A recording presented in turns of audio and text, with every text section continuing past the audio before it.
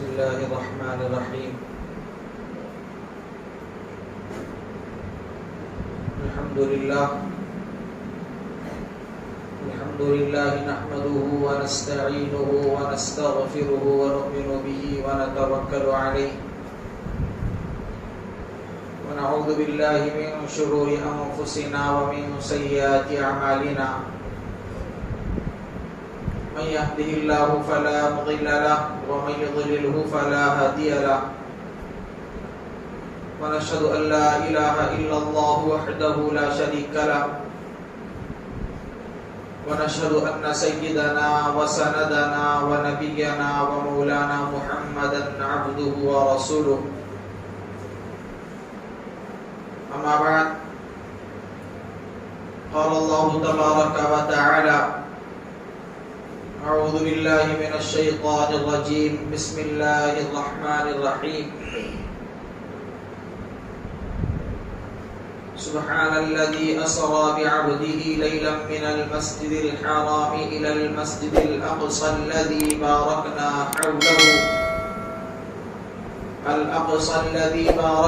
حوله لنريه من آياتنا إنه هو السميع البصير. صدق اللہ العظیم.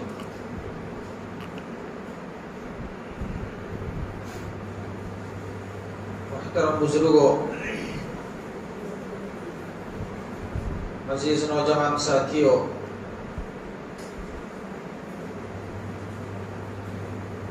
قرآن مجید کی جو آیت آپ حضرات کے سامنے تلاوت کی گئی ہے،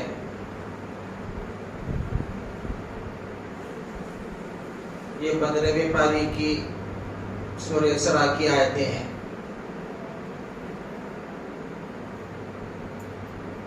جس کے اندر اللہ تعالی نے اس واقعے کی طرف اشارہ فرمایا ہے جس واقعے کو واقعے معراج سے یاد کیا جاتا ہے.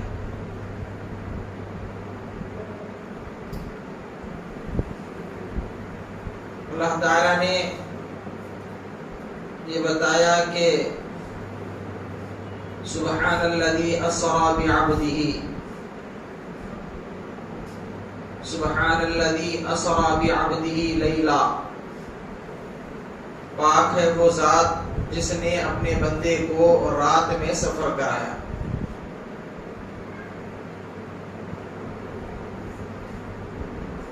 اب وہ سفر کہاں کہاں کا کرایا گیا، اس کے بارے میں اللہ نے فرمایا: من المسجد الحرام الى المسجد الاقصى، مسجد حرام سے مسجد اقصی کی طرف.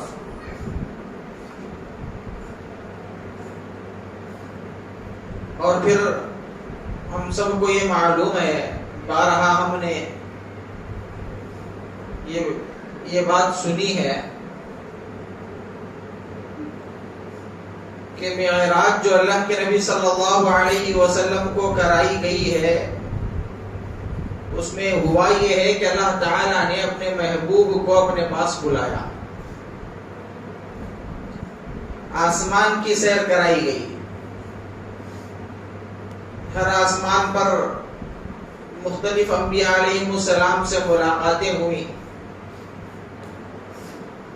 سدرۃ المنتہا تک آپ گئے، پھر وہاں حضرت جبرائیل علیہ السلام رکے اور اللہ کے نبی صلی اللہ علیہ وسلم وہاں سے آگے بڑھے. اللہ تعالیٰ سے بات چیت ہوئی اور پھر اللہ تعالیٰ نے اپنے محبوب کو جنت کے نظارے دکھائے، جہنم کے عذابات دکھائے گئے، تحفے تحائف دیے گئے، اور پھر اللہ کے نبی صلی اللہ علیہ وسلم اپنے شہر مکہ مکرمہ واپس آ گئے. بات ہمیں یہ سمجھنی ہے کہ آپ کو یہ سفر کیوں کرایا گیا.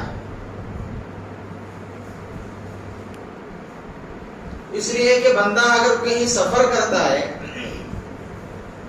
کسی شہر میں، کسی گاؤں میں یا کسی دیہات میں جاتا ہے، کچھ نہ کچھ اس کا مقصد ہوتا ہے، کچھ نہ کچھ وہ کام سوچ کر جاتا ہے، بلا مقصد کوئی جاتا نہیں ہے۔ اگر کہیں گھومنے جا رہا ہے تو اس کے پیچھے بھی ایک مقصد ہے۔ اب اتنا لمبا چوڑا سفر اور اتنا عظیم سفر کرایا گیا، جیسا عظیم سفر نہ اس سے پہلے کبھی کیا گیا نہ اس کے بعد کبھی کیا جائے گا۔ اتنا عظیم سفر آپ کو کیوں کرایا گیا، یہ جاننا ہمارے لیے ضروری ہے۔ تاریخ میں یہ بات لکھی ہوئی ہے، سیرت کی کتابوں میں یہ بات ملتی ہے، جس زمانے میں یہ سفر اللہ کے نبی صلی اللہ علیہ وسلم کو کرایا گیا ہے، اس کے کچھ ایام پہلے یا کچھ مہینے پہلے آپ کے ساتھ دو واقعات پیش آئے، اور دونوں واقعات آپ صلی اللہ علیہ وسلم کو غمگین کرنے والے، غم زدہ کرنے والے۔ ایک واقعہ ہوا حضرت خدیجہ الکبریٰ رضی اللہ عنہا کا انتقال، اور دوسرا ہے آپ کے محبوب چچا جو ہر وقت آپ کا ساتھ دیا کرتے تھے، آپ کی امداد کیا کرتے تھے، آپ کو سپورٹ کیا کرتے تھے، ان کا انتقال ہوا۔ ان دو حادثوں کی وجہ سے اللہ کے نبی صلی اللہ علیہ وسلم بہت زیادہ غمگین ہو گئے، اور اتنا آپ کو غم ہوا، آپ نے اس سال کا نام، جس سال میں یہ واقعہ پیش آیا تھا انتقال والا، اس سال کو اللہ کے نبی نے عام الحزن بتایا، غم کا سال۔ بہت زیادہ آپ غمگین ہو گئے، تو آپ کا دل بہلانے کے لیے، آپ کے غم کو ہلکا کرنے کے لیے، آپ کی طبیعت میں جو ایک غم پیدا ہو گیا ہے اس کو دور کرنے کے لیے اللہ تعالی نے آپ کو یہ سفر کرایا۔ اب اپنی ملاقات سے آپ کو سرفراز فرمایا، تحفے تحائف دیے گئے، اور جنت کے نظارے آپ کو دکھائے گئے، انبیاء سے ملاقاتیں کروائی گئی، آپ کے غم کو ہلکا کرنے کے لیے اتنا عظیم سفر آپ کو کرایا گیا۔ معلوم یہ ہوا کہ اللہ تعالی کو اپنے محبوب کو اپنے پاس بلانا ہے۔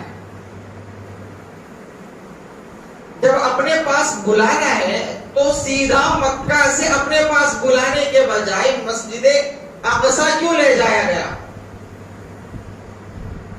اس سفر کا جو مقصد ہے وہ اپنے محبوب سے ملنا ہے، اپنے محبوب سے ملاقات کرنی ہے، اپنے محبوب کو تحفے تحائف دینے ہیں، اپنے محبوب کو جنت کے نظارے دکھانے۔ تو سیدھا مکہ مکرمہ سے اپنے پاس بلا لیتے، مسجد حرام کو اللہ کے نبی صلی اللہ علیہ وسلم کو کیوں پہنچایا گیا؟ اللہ تعالیٰ نے خود اس کا جواب ان آیتوں میں دیا ہے۔ اللہ تعالیٰ فرماتے ہیں من المسجد الحرام الى المسجد الاقصى، اپنے بندے کو سفر کرایا رات میں مسجد حرام سے مسجد اقصی کی طرف۔ وہ مسجد اقصی کیا ہے، وہاں کیوں لے جایا گیا؟ اللہ فرماتے ہیں الذی بارکنا حولہ، وہ مسجد اقصی جس کے اطراف میں ہم نے بے شمار برکتیں رکھی ہیں، بے شمار برکتیں اللہ تعالیٰ نے مسجد اقصی کے ارد گرد رکھی ہیں۔ ان نشانیوں کو، ان برکتوں کو دکھانے کے لیے، وہاں کے برکات سے آپ کو آگاہ کرانے کے لیے اللہ تعالیٰ نے آپ کو مسجد اقصی پہنچایا۔ اور مسجد اقصی مسلمانوں کا قبلہ اول ہے۔ حضرت داؤد علیہ السلام وہاں رہا کرتے تھے، وہاں انہوں نے حکومت کی۔ حضرت سلیمان علیہ السلام نے وہاں رہ کر حکومت چلائی۔ اور اس کے علاوہ بے شمار واقعات۔ حضرت موسیٰ علیہ السلام نے اپنی قوم کو اسی شہر میں داخل ہونے کا حکم دیا تھا، من و سلوہ اس شہر میں اتارا گیا۔ چونٹی کا جو واقعہ قرآن مجید میں مذکور ہے، جس نے حضرت سلیمان علیہ السلام سے بات چیت کی تھی، وہ اسی شہر کا واقعہ ہے۔ یہ اتنے سارے برکتیں، اور مؤرخین نے لکھا ہے کہ تقریباً 10,000 انبیاء علیہ السلام کی وہاں پر مزارات موجود ہیں۔ بے شمار برکتیں اللہ تعالیٰ نے مسجد اقصی کے ارد گرد رکھی ہیں۔ ان برکتوں کو دکھانے کے لیے اللہ تعالیٰ نے آپ کو مسجد حرام کا، بیت المقدس کا اور مسجد اقصی کا سفر کرایا، پھر وہاں سے آسمان کا سفر شروع ہوا۔ آج جو ہمیں معلوم کرنا ہے، جو جاننا ہے کہ آج کے زمانے میں مسجد اقصی کے تعلق سے اور خصوصی طور پر فلسطین کے تعلق سے جو واقعات دنیا میں رونما ہو رہے ہیں، اسلام اور یہودیت کی جو جنگ چلی ہوئی ہے، اس کے پیچھے وجہ کیا ہے؟ یہ یہودیت کو اور یہودیوں کو اسلام سے اتنی زیادہ سخت دشمنی کیوں ہے؟ دشمنی کی وجہ ہوتی ہے، بلا وجہ کوئی کسی کا دشمن نہیں بنتا۔ کسی نے کسی کی زمین پر قبضہ کر لیا تو وہ دشمنی کرے گا، کسی نے کسی کا مال ہڑپ لیا تو وہ دشمنی کرے گا، کسی نے کسی کی انا کو ٹھیس پہنچائی تو وہ اس کا دشمن بن جائے گا۔ بلا وجہ کوئی دشمنی نہیں کرتا۔ یہ یہودی قوم مسلمانوں کی اتنی سخت مخالف اور اتنی سخت دشمن کیوں ہے؟ اس کے پیچھے ایک وجہ ہے۔ وجہ کیا ہے وہ ہمیں جاننے کی ضرورت ہے۔ حضرت ابراہیم علیہ السلام، جن کو ابراہیم خلیل اللہ کہا جاتا ہے، ان کو اللہ تعالیٰ نے بشارت دی کہ ہم تمہاری ذریت میں انبیاء کا سلسلہ شروع کرنے والے ہیں۔ تمہاری اولاد میں، تمہاری نسل میں انبیاء کا ایک سلسلہ شروع ہونے والا ہے۔ بے شمار انبیاء تمہاری نسل میں پیدا ہوں گے۔ اور خود حضرت ابراہیم علیہ السلام کے 2 لڑکے ہیں، ان میں سے ایک کا نام حضرت اسحاق علیہ السلام اور دوسرے لڑکے کا نام ہے حضرت اسماعیل علیہ السلام۔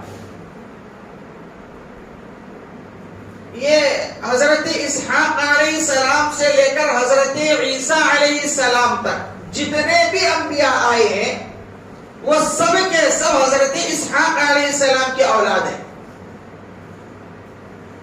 جن میں سے حضرت یعقوب علیہ السلام، حضرت یوسف علیہ السلام اور حضرت داؤد علیہ السلام، حضرت سلیمان علیہ السلام اور حضرت موسیٰ علیہ السلام اور حضرت عیسیٰ علیہ السلام، ایسے جلیل القدر انبیاء علیہ السلام جن کو اللہ تعالیٰ نے نبوت سے سرفراز فرمایا، جن کو کتابیں دی گئی، ایسے عظیم الشان انبیاء حضرت اسحاق علیہ السلام کی نسل میں پیدا ہوئے، اور انہی کی نسل میں حضرت اسحاق علیہ السلام کی نسل میں حضرت داؤد علیہ السلام بھی آئے، حضرت سلیمان علیہ السلام بھی آئے، اور حضرت یعقوب علیہ السلام بھی انہی کی نسل میں سے۔ یہ انبیاء کا سلسلہ چل رہا ہے، اور حضرت یعقوب علیہ السلام کا، حضرت یعقوب علیہ السلام کی جو اولاد ہے، ان میں سے ایک لڑکے کا نام تھا یہودا۔ تفسیر کے اسباق میں آپ حضرات کے سامنے اس کا تذکرہ آیا ہوا ہے، مختصر انداز میں میں نے آپ حضرات کے سامنے یہ باتیں رکھی تھی سورہ یوسف کی تفسیر میں۔ حضرت یعقوب علیہ السلام کے جو بیٹے تھے، ان میں سے ایک بیٹے کا نام تھا یہودا، اس کی نسل جو چلی ہے ان کو یہودی کہا جاتا ہے، اور حضرت یعقوب علیہ السلام کا جو لقب ہے وہ اسرائیل۔ اس زمانے میں غالباً جو زبان چلا کرتی تھی، جو بولی وہ بولا کرتے تھے، اس زبان میں اس لفظ کا مطلب ہوتا ہے اللہ کا بندہ۔ بنی اسرائیل ان کی نسل کو کہا جاتا ہے، ان کی اولاد کو کہا جاتا ہے.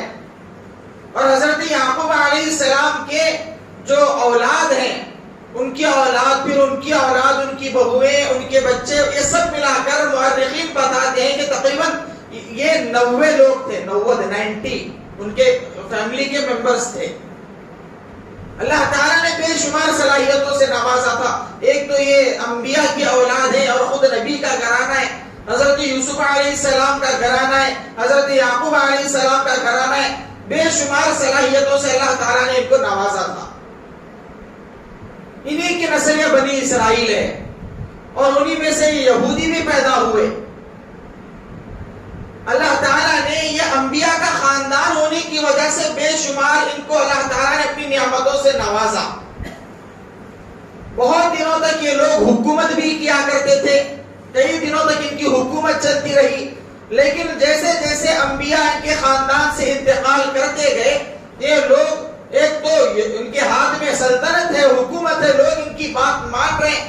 اور یہ جس کے ہاتھ میں حکومت ہوتی ہے، سلطنت ہوتی ہے، اگر اس کے دل میں خدا کا خوف نہیں ہوتا تو پھر وہ گناہوں کی طرف متوجہ ہو جاتا ہے. جیسے بڑے لوگ کہتے ہیں کہ جب دولت کسی کے پاس آتی ہے تو وہ ساتھ میں 2 چیزیں بھی لاتی ہے. جب کسی کے پاس مال اور دولت کثرت سے آ جاتا ہے تو ساتھ میں 2 چیزیں بھی آ جاتی ہے. ایک ہے اپنے رشتہ داروں سے کٹ جانا، دوسرا ہے میٹھی زبان کا ختم ہو جانا. پھر وہ کسی کو اپنے اس میں کسی کو عزت نہیں دے گا، کسی سے سیدھے منہ بات نہیں کرے گا. گناہوں کی عادت اس کو پڑ جاتی ہے، فضول خرچی کی عادت ہو جاتی ہے. ایسے ان کے ساتھ ہوا، گناہوں کی طرف متوجہ ہو رہے ہیں، گناہوں میں مبتلا ہو رہے ہیں. اب ان کے زمانے میں ان کی جو رعایا تھی، ان کی جو سلطنت میں ان کی جو رعایا تھی، انہوں نے سوچا کہ بھائی ہم لوگ ہیں، یہ ہماری تعداد زیادہ ہے اور یہ چھوٹا سا خاندان ہے، یہ ہمارے اوپر حکومت کر رہا ہے، ہونا تو یہ چاہیے کہ ہم ان کے اوپر حکومت کریں. چھوٹا سا خاندان، یہ ہمارے اوپر حکومت کر رہا ہے، ہم کیوں ان کی بات مانیں؟ ہمارا خاندان بڑا ہے. اور یہ دوسری جگہ سے آئے ہوئے لوگ. حضرت یعقوب علیہ السلام کو جب معلوم ہوا کہ میرا بیٹا مصر میں بادشاہ بن گیا ہے، وہ اپنے بیٹے سے ملنے کے لیے آئے، وہیں رہ گئے. حضرت یوسف علیہ السلام بادشاہ بنے ہوئے ہیں. لوگوں نے سوچا کہ دوسرے علاقے سے آ کر ہمارے اوپر حکومت کر رہے ہیں، ہم ان کی حکمرانی میں کیوں رہے، ہم خود حکومت کریں گے، ان کو اپنی رعایا بنائیں گے. ایسے اس زمانے میں حکومتوں کے سلسلے میں اور حکمرانی کے سلسلے میں اونچ نیچ ہوتی رہی. ایسے ہوتے ہوتے اور ان کے زمانے میں ان کے خاندان میں جتنے بھی انبیاء پیدا ہوئے ہیں، ہر نبی نے اپنی قوم کو یہ بات بتائی کہ آخر زمانے میں ایک نبی پیدا ہونے والے ہیں جن کا نام محمد ہوگا، جن کا نام احمد ہوگا، اور وہ تمام انبیاء کے سردار ہوں گے. ہر نبی نے اپنی قوم کو یہ بات بتائی. ان کے ہاتھ پر اللہ تعالیٰ پوری دنیا میں اسلام کا پرچم لہرائے گا، پوری دنیا میں اسلام پھیلے گا. وہ نبی آخر الزمان ہوں گے، تمام انبیاء کے سردار ہوں گے. اب یہ جو بنی اسرائیل ہے، جو یہودی قوم ہے، وہ لوگ یہ سوچا کرتے تھے کہ بھئی ہمارے خاندان میں انبیاء پیدا ہو رہے ہیں، یہ نبی آخر الزمان بھی ہمارے خاندان میں ہی پیدا ہونے والے. ان کی یہ سوچ بن گئی تھی. حضرت اسحاق علیہ السلام کی نسل میں اتنے سارے انبیاء پیدا ہو رہے ہیں، یہ نبی آخر الزمان بھی ہمارے ہی خاندان میں پیدا ہونے والے ہیں. یہ انہوں نے اپنا پہلے سے ذہن بنا کر رکھا تھا اور وہ پہلے سے پلاننگ کیا کرتے تھے کہ جب وہ آخری نبی آئیں گے تو ہمارا ڈنکا پوری دنیا میں پھیلے گا، ہم پوری دنیا کے حکمران بن جائیں گے، پوری دنیا میں ہماری حکومت ہوگی، کیونکہ وہ تمام انبیاء کے سردار ہوں گے. اور جب تمام انبیاء کا سردار ہمارے خاندان میں پیدا ہوگا تو ہم تمام قوموں کے سردار بن جائیں گے. یہ پہلے سے انہوں نے سوچ رکھا تھا. لیکن ہوا کیا؟ جب اللہ کے نبی صلی اللہ علیہ وسلم کے دنیا میں آنے کا وقت آیا، اللہ کے نبی صلی اللہ علیہ وسلم بنو اسحاق میں پیدا ہونے کے بجائے بنو اسماعیل میں پیدا ہوئے. یہ اللہ تعالیٰ کی پہلے سے مرضی تھی، پہلے سے تقدیر میں تھا. اللہ کے نبی صلی اللہ علیہ وسلم مکہ مکرمہ میں پیدا ہوئے، حضرت اسماعیل علیہ السلام کی نسل میں پیدا ہوئے۔ اب یہودیوں نے دیکھا کہ جو نبی آخر الزماں پیدا ہونے والے تھے وہ ہمارے خاندان میں پیدا ہونے کے بجائے مکہ مکرمہ میں پیدا ہوئے ہیں، لہٰذا ہم ان کو نہیں مانیں گے، ہم ان کا انکار کرتے ہیں۔ یہ صرف اور صرف بغض کی وجہ سے، صرف اور صرف حسد کی وجہ سے، صرف اور صرف انانیت کی وجہ سے ان لوگوں نے اللہ کے نبی کا انکار کر دیا، حالانکہ انہیں معلوم تھا کہ نبی آخر الزماں آنے والے، ان کے ہاتھ پر ایمان لانا ہے، ان کی شریعت پر عمل کرنا ہے، ان کی پیروی کرنا ہے، ان کے نقش قدم پر چلنا ہے، تبھی جا کر اللہ تعالی ہمیں دنیا میں سرخرو فرمائے گا۔ پہلے سے انہیں علم تھا، لیکن جب انہوں نے دیکھا کہ نبی آخر الزماں ہمارے خاندان میں پیدا ہونے کے بجائے بنو اسماعیل میں پیدا ہو گئے ہیں، لہٰذا انہوں نے ماننے سے انکار کر دیا کہ ہم ان کو نبی نہیں مانیں گے، نعوذ باللہ، انکار کر دیا۔ اور مدینہ منورہ میں رہ کر یہودیوں کی عادت ہے، آج بھی یہ عادت ہے اور پرانے زمانے سے ان کی عادت چلی آ رہی ہے کہ مدینہ منورہ میں جو قبائل تھے، اوس، خزرج، بنو قریظہ، بنو قینقاع، یہ جو قبیلے وہاں پر رہا کرتے تھے، یہودیوں کی عادت تھی کہ ان قبیلوں کو آپس میں لڑائیں۔ جب وہ لڑتے، اور لڑائی میں آپ کو معلوم ہے کہ نوجوان لوگ آگے بڑھتے ہیں، نوجوان قتل ہوتے ہیں، ایک دوسرے کو مارتے ہیں، وہ لوگ یہودی بیٹھ کر دیکھا کرتے تھے کہ نوجوان آپس میں لڑ کر مر رہے ہیں، ہم سے کوئی ٹکرانے والا نہیں ہے۔ جب وہ لڑ کر کمزور ہوتے تو یہودی آگے بڑھ کر ان کے اوپر حکومت کرتے۔ ان کی پہلے سے عادت ہے کہ دو لوگوں کو لڑائیں گے، خود تماشا دیکھیں گے اور ان کے اوپر حکومت کریں گے۔ وہ مدینہ میں انہوں نے خاندانوں کو آپس میں لڑا کر ان کے اوپر وہ لوگ حکمران بنے ہوئے تھے۔ اور جب اللہ کے نبی صلی اللہ علیہ وسلم ہجرت فرما کر مدینہ منورہ آئے، آپ نے دیکھا کہ خاندانوں میں اختلاف ہے، فلاں خاندان سے ٹکر لیا ہوا ہے، جھگڑا کر رہا ہے، اختلاف ہے، ایک دوسرے کے خون کا پیاسا ہے۔ اللہ کے نبی صلی اللہ علیہ وسلم نے جاتے ہی پہلا کام کیا، تمام خاندانوں کو جمایا، تمام قبیلے والوں کو جمایا اور ان کی آپس میں صلح کروا دی۔ یہاں آئندہ سے جنگ نہیں لڑیں گے، کوئی کسی کے خلاف نہیں بولے گا، کوئی کسی کے خلاف ہتھیار نہیں اٹھائے گا، کوئی کسی کو نہیں مارے گا۔ تمام کی صلح ہو گئی، جنگ ختم ہو گئی۔ اب یہودیوں نے دیکھا کہ ہم جو چال چل رہے تھے اللہ کے نبی نے اس کو ناکام کر دیا ہے، اب وہ ان قبیلوں کو چھوڑ کر اسلام کے پیچھے پڑ گئے، کیونکہ ہم جو حکومت کر رہے ہیں وہ ہماری حکومت ختم ہو گئی، ہماری سلطنت ختم ہو گئی، خیبر میں رہ کر ہم لوگ حکومت کر رہے ہیں۔ اللہ کے نبی آ کر ہمارے پلاننگ پر انہوں نے پانی پھیر دیا، وہ مسلمانوں کے اور اللہ کے نبی کے دشمن ہو گئے۔ جب اللہ کے نبی نے ان کی چالوں کو دیکھا کہ یہ ایک بالکل خطرناک ذہن کے لوگ ہیں، اختلاف پیدا کرنے والے لوگ ہیں، یہ کبھی مسلمانوں کے نہیں ہو سکتے، یہ ہر وقت اسلام سے دشمنی کرنے والے ہیں، اللہ کے نبی نے فرمایا اخرج اليهود من جزیرۃ العرب، او کما قال علیہ الصلوۃ والسلام، کہ ان یہودیوں کو یہ جو جزیرہ عرب ہے، جس کو آج مسلمانوں کو بے وقوف بنانے کے لیے سعودی عرب نام رکھا گیا ہے، اس کا اصل نام ہے جزیرۃ العرب۔ یہ نام کیوں بدلا گیا ہے اس کی وجہ بھی میں آپ کو بتاؤں گا۔ جزیرۃ العرب سے ان یہودیوں کو نکالو، اللہ کے نبی کا حکم ہے، لیکن آج آپ دیکھ رہے ہیں کہ وہیں ان کے محلات بن رہے ہیں، ان کے بڑے بڑے وہاں پر کلب بن رہے ہیں، ہوٹل بن رہے ہیں، ان کے عیاشی کے اڈے بن رہے ہیں۔ یہ کون بنوا کر دے رہا ہے، کیوں بنا کر دے رہا ہے، وہ وجہ ابھی میں آپ حضرت کے سامنے رکھوں گا۔ یہودیوں کو وہاں سے بھگانے کا اللہ کے نبی نے حکم دیا تھا، صحابہ نے، بڑے بڑے صحابہ نے مل کر ان کو وہاں سے خیبر سے نکالا۔ حضرت علی کا وہ مشہور واقعہ، خیبر کے دروازے کو انہوں نے اپنے ہاتھ سے اکھاڑا تھا اور دشمنوں کو انہوں نے ملیا میٹ کیا تھا، یہودیوں کو وہاں سے بھگایا تھا، پورے جزیرے عرب کو یہودیوں سے پاک کر دیا تھا۔ اب ان لوگوں کی یہ سازش ہے کہ ہم یہاں رہ کر اسلامی ممالک کو آپس میں لڑائیں۔ آپ دیکھ رہے ہیں اخبارات کے ذریعے یا دیگر رسائل کے ذریعے آپ کو معلوم ہو رہا ہے کہ اسلامی ممالک آپس میں ایک دوسرے کے دشمن بنے ہوئے. یہ سب یہودیوں کی سازش ہے کہ ان کو آپس میں لڑائیں گے, ہم حکومت کریں گے. اور وہ یہ چاہتے ہیں کہ جس ذلت کے ساتھ, جس خاری کے ساتھ ہم کو جزیرے عرب سے نکالا گیا تھا, خیبر سے نکالا گیا تھا, ہم اسی شان و شوکت کے ساتھ دوبارہ جزیرۃ العرب میں داخل ہوں گے. ان کا یہ ٹارگٹ ہے. اور اسلامی تاریخ پر اور اسلامی کتابوں کے اوپر ان کی اتنی خطرناک نظر اور اتنی گہری نظر ہے جتنی گہری نظر آج ہم مسلمانوں کو نہیں ہے.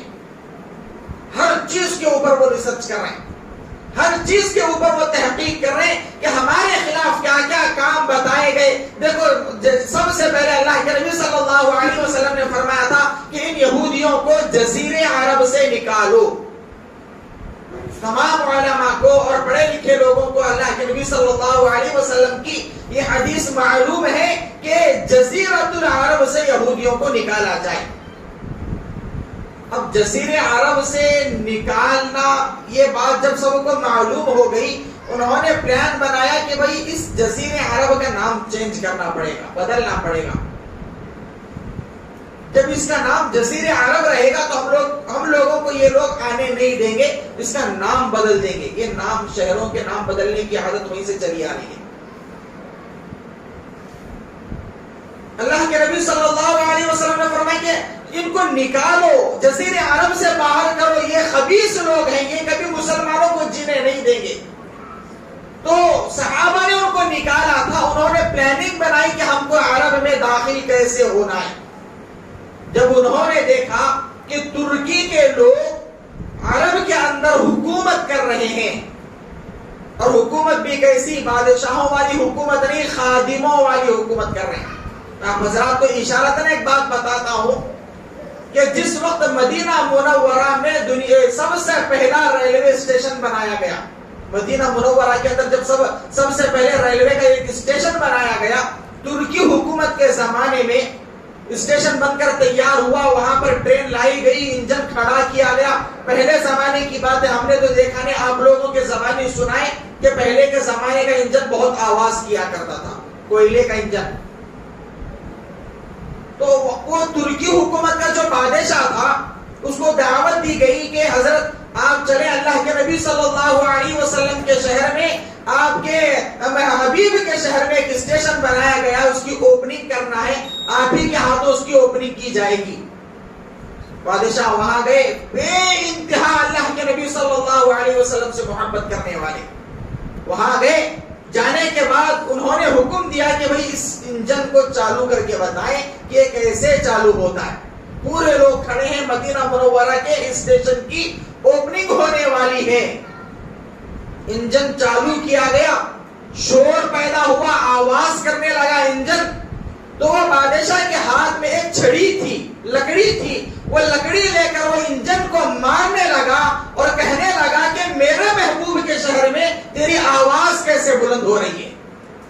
کتنی محبت اللہ کے نبی صلی اللہ علیہ وسلم سے, اور حکم دیا کہ آج کے بعد یہ انجن کبھی اللہ کے نبی کے شہر میں چالو نہیں کیا جائے گا, کبھی اس کو اسٹارٹ نہیں کیا جائے گا. آپ کو حیرانی ہوگی کہ آج بھی وہ انجن وہی کھڑا ہوا ہے, پورا زنگ آلود ہو گیا, کسی کو وہاں سے اس کو ہٹانے کی, نکالنے کی ہمت نہیں ہوئی. اتنی محبت کرنے والے اللہ کے نبی سے اور اللہ کے نبی کی اولاد سے محبت کرنے والے وہ ترکی حکمران, یہودیوں نے جا کر, یہ آل سعود ایک قبیلہ ہے, ایک خاندان ہے, آل سعود ایک خاندان ہے, جا کر ان کو بہکائے کہ بھئی دیکھو تم عرب کے رہنے والے, یہ ترکی کے رہنے والے لوگ آ کر تمہارے اوپر حکومت کر رہے ہیں, ان کو یہاں سے نکالو, تم خود حکومت کرو, ہم تمہارا ساتھ دیں گے. تم یہاں خود حکومت کرو, تم یہاں کے رہنے والے, تم یہاں کے باشندے, تم خود حکومت کرو, ہم تمہارا ساتھ دیں گے. یہ آل سعود کو بہکایا گیا. وہ لوگ آئے اور ترکیوں کے خلاف انہوں نے بغاوت شروع کی, ان کے ساتھ جنگیں کرنی شروع کر دی. ترکیوں نے کہا کہ بھائی یہ عظیم شہر ہے مکہ مکرمہ مدینہ منورہ, ہم لوگ یہاں خون خرابہ کرنا نہیں چاہتے, ہم چاہتے ہیں تم ہی حکومت کرو, یہاں ہم خون بہانا نہیں چاہتے. جب وہاں پر آل سعود کی حکومت قائم ہوئی، یہودیوں کا پلان کامیاب ہوا، انہوں نے کہا کہ اب سے یہ جزیرۃ العرب نہیں، آل سعود حکومت کر رہا ہے، اس کا نام سعودی عرب رکھا جائے گا۔ اور اب تو عرب بھی ختم کر دیا، صرف نام رکھا سعودی۔ اب جب نام بدل گیا تو آ رہے ہیں، اپنے محلات بنا رہے ہیں، اپنے ہوٹل بنا رہے ہیں، اپنے عیاشی کے اڈے بنا رہے ہیں، اپنے لیے شراب خانے بنوا رہے ہیں، اور آ کر یہودی وہاں پر گھس رہے ہیں، اپنی حکومتوں کو وہاں پر عربوں کو، وہ صرف یہ آل سعود کو رکھا ہے اور پوری اپنی حکومت چلا رہے ہیں۔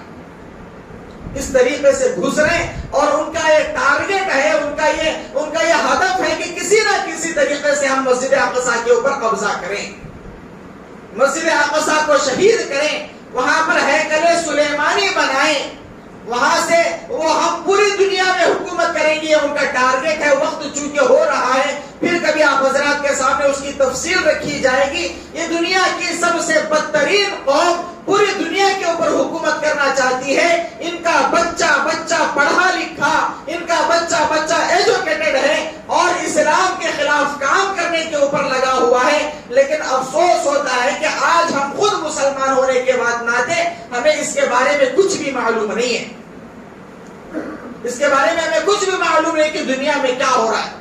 بس ہمیں اتنا معلوم ہے کہ فلسطین میں جنگ ہو رہی ہے، معصوم بچوں کو شہید کیا جا رہا ہے، عورتوں کو شہید کیا جا رہا ہے، نوجوانوں کو مارا جا رہا ہے، بم گرائے جا رہے ہیں، میزائل گرے جا رہے ہیں، لیکن کسی کو معلوم نہیں ہے کہ کیوں ہو رہا ہے، وجہ کیا ہے، کسی کو معلوم نہیں۔ اس کو جاننے کی ضرورت ہے، اور بزرگان دین نے بتایا کہ بھائی یہ جو بھی واقعات ہو رہے ہیں، یہ دراصل ایمان والوں کے لیے سبق ہے کہ تم اپنا ایمان مضبوط کرو، اپنے ایمان کی تجدید کا وقت ہے۔ اور ہم سوچتے ہیں کہ بھئی قیامت بہت دور ہے، پتہ نہیں قیامت کب آئے گی۔ یقیناً قیامت کب آئے گی کسی کو معلوم نہیں ہے، قیامت کب آئے گی کسی کو معلوم نہیں ہے، لیکن جو نشانیاں اللہ کے نبی صلی اللہ علیہ وسلم نے بتائی ہیں، وہ نشانیاں تقریباً پوری ہونے کے قریب ہیں۔ اللہ کے نبی صلی اللہ علیہ وسلم نے فرمایا وَيْلٌ لِلْعَرَبِ مِنْ شَرٍ قَدْ اقْتَرَبَ، ان قریب ایک زمانہ آئے گا کہ یہودی لوگ فتنوں میں مبتلا ہو کر تباہ و برباد ہو جائیں گے، عربی لوگ۔ اللہ کے نبی نے فرمایا وَيْلٌ لِلْعَرَبِ، یہ عربوں کے لیے تباہی ہے، یہ عربوں کے لیے بربادی ہے کہ ان قریب یہ لوگ فتنوں میں مبتلا ہو جائیں گے، ان قریب ان کے اوپر ایک شر آئے گا جس کی وجہ سے سب کے سب تباہ و برباد ہو جائیں گے۔ یہ اللہ کے نبی صلی اللہ علیہ وسلم کی احادیث میں یہ باتیں موجود ہیں، اور اللہ کے نبی صلی اللہ علیہ وسلم نے بتایا، حضرت جبرائیل علیہ السلام آئے اور اللہ کے نبی صلی اللہ علیہ وسلم سے پوچھا، لمبی چوڑی حدیث ہے، اس کا آخری حصہ میں آپ حضرات کے سامنے بتاتا ہوں۔ حضرت جبرائیل علیہ السلام نے آ کر اللہ کے نبی صلی اللہ علیہ وسلم سے پوچھا کہ اے اللہ کے نبی صلی اللہ علیہ وسلم بتائیں قیامت کب آئے گی؟ اللہ کے نبی صلی اللہ علیہ وسلم نے فرمایا کہ بھئی میرے سے زیادہ اچھا تو اللہ تعالیٰ جانتے ہیں۔ پھر حضرت جبرائیل نے پوچھا کہ ٹھیک ہے، تاریخ آپ کو معلوم نہیں، وقت آپ کو معلوم نہیں، کچھ نشانیاں تو بتا دیجئے کہ قیامت کب آئے گی، قیامت آنے سے پہلے کیا واقعات ہوں گے؟ اللہ کے نبی صلی اللہ علیہ وسلم نے فرمایا، چند چیزیں اللہ کے نبی نے بتائیں، آپ کو سن کر حیرانی ہوگی کہ وہ تمام واقعات ہو رہے ہیں اور ہو چکے ہیں۔ اللہ کے نبی نے فرمایا، حضرت جبرائیل نے فرمایا وما اشراط الساعہ، قیامت کی نشانیاں کیا ہیں؟ اللہ کے نبی صلی اللہ علیہ وسلم نے فرمایا ان تلد الامۃ ربتها، جس کا مطلب یہ ہے کہ اولاد اپنے ماں باپ کے ساتھ ایسا سلوک کرے گی جیسے وہ ماں باپ نہیں ہمارے گھر کے غلام ہیں۔ یہ قیامت کی نشانی، ان تلد الامۃ ربتها، باندی اپنے آقا کو جنے گی۔ مطلب کیا ہے کہ اولاد اپنی ماں کے ساتھ ایسا سلوک کرے گی جیسے وہ ہمارے گھر کی کام کرنے والی ہے۔ یہ قیامت کی نشانی۔ اور اللہ کے نبی نے فرمایا وَأَن تَرَى الْحُفَاةَ الْعُرَاةَ الْعَالَةَ يَتَطَاوَلُونَ بِالْبُنْيَانِ، کہ تو دیکھے گا کہ یہ عرب کے بدو لوگ جن کے پیروں میں چپل نہیں ہے، جن کے بدن پر صحیح کپڑا نہیں ہے، یہ اونچی اونچی بلڈنگیں بنانے میں ایک دوسرے کا کمپٹیشن کریں گے، کبھی برج خلیفہ بنائیں گے، کبھی کوئی اور بنائیں گے۔ آپ دیکھ رہے کہ یہ قیامت کی نشانی آئے۔ اللہ کے نبی نے فرمایا ایک زمانے میں ان کے پاس چلانے کے علاوہ کچھ نہیں تھا، پہننے کے لیے صحیح کپڑے نہیں تھے، پیروں میں چپل نہیں تھے، لیکن قیامت سے پہلے یہ لوگ اونچی اونچی بلڈنگیں بنائیں گے۔ یہ قیامت کی نشانیاں ہیں۔ ہمیں اس زمانے میں اپنے ایمان کو مضبوط کرنا ہے، اپنے ایمان کو پختہ بنانا ہے۔ اللہ تعالیٰ سے دعا کریں کہ اللہ تعالیٰ ہم تمام کو کہی سنی باتوں پر عمل کی توفیق نصیب فرمائے۔ آخر میں آپ حضرات سے ایک ادباً گزارش کرنی ہے، وہ گزارش ہے کہ آپ تمام حضرات کو معلوم ہے کہ ہمارے ریاست کرناٹک کی ایک عظیم شخصیت اور شہر بنگلور کے ایک معروف عالم دین حضرت مولانا پی ایم مزمل صاحب والا جائی دامت برکاتہم کا ابھی چند دن پہلے ایکسیڈنٹ ہوا ہے، خطرناک ایکسیڈنٹ ہوا جس میں حضرت کے ایک ساتھی کا انتقال بھی ہوا ہے۔ حضرت کو بھی کافی چوٹیں آئیں، حضرت اسپتال میں وہ زیر علاج تھے، وہاں سے حضرت کو پھر اپنے شہر واپس لایا گیا۔ کل ہی یہ خبر آئی، حضرت کا ابھی بھی علاج چل رہا ہے۔ ہندوستان کی ایک عظیم شخصیت ہے اور بے باک مقرر ہیں، کھل کر تمام چیزوں کے اوپر حضرت تبصرہ کرتے ہیں۔ ہم سب کے بڑے ہیں، ہمارے اکابرین میں سے ہیں اور اکابرین کے معتمد علیہ ہیں۔ ہندوستان کی مشہور شخصیات اور بڑے بڑے علماء نے تمام مسلمانوں سے اپیل کی ہے کہ حضرت کی صحت کے لیے دعا فرمائیں۔ میں بھی آپ حضرات سے ادباً گزارش کرتا ہوں کہ آپ تمام حضرات اپنی دعاؤں میں حضرت کے لیے دعا فرمائیں کہ اللہ تعالیٰ جلد سے جلد حضرت کو صحت کاملہ عاجلہ مستمر عطا فرمائے، اور حضرت کے جن ساتھی کا انتقال ہوا ہے اللہ تعالیٰ ان کی مغفرت فرمائے۔ ہر وقت حضرت کے ساتھ رہتے تھے، بڑی دینی خدمات کیے، اللہ تعالیٰ ان کے تمام دینی خدمات کو قبول فرمائے۔ اللہ تعالیٰ ہم تمام کی دعاؤں کو قبول فرمائے، جو باتیں کہی گئی ان پر عمل کرنے کی توفیق نصیب فرمائے۔ وآخر دعوانا ان الحمد للہ رب العالمین۔